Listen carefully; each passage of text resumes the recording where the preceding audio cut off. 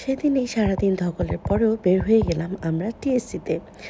আমার মেকআপটা এত সুন্দর হয়েছিল এবং সারাদিন পরেও একদম আমার ক্যাজুয়াল নর্মাল একদম ঘরে পড়া ড্রেসও আমাকে কিন্তু খুবই ভালো লাগছিল।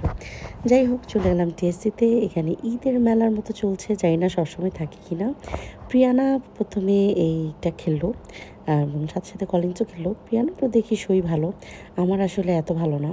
আমি এটা আসলে খেলিই না, আমি জানিও না। আমার কাছে মনে হয় মানুষের উপর মেরে ফেলবো, কারণ আমার সই আসলেই খুব খারাপ।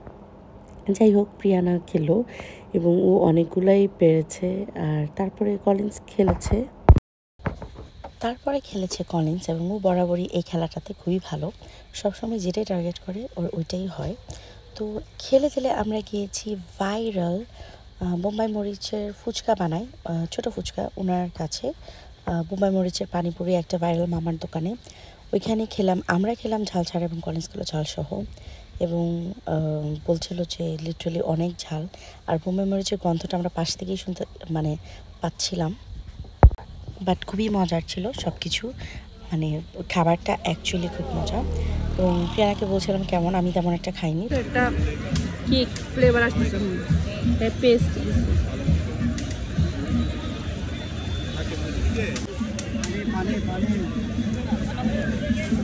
কি ভালো, তো আমার ভিডিও করে দেখে ওয়েট করতেছে। এটা নাটক ছিল মনে আছে? আমি মেলিফোন রোডে গেছিলাম, বেলি রোডে অনেক মনে ছিল, যা অনেক তাজমহল রোড আর বেলি রোডের প্রাইস কেমন। এই ঝাল খাওয়ার পরে তারপরে দেখলাম এখানে নতুন সোডা বানায় এবং সোডাটা দেখতে খুবই আকর্ষণীয় লাগছিল, তাই ট্রাই করতে গেলাম। বাট টু বি অনেস্ট, এটা খেতে একদমই ভালো ছিল না। লাইক লিটারেলি কেমন যেন, এটা সোডার কোনো টেস্টই আসছিল না।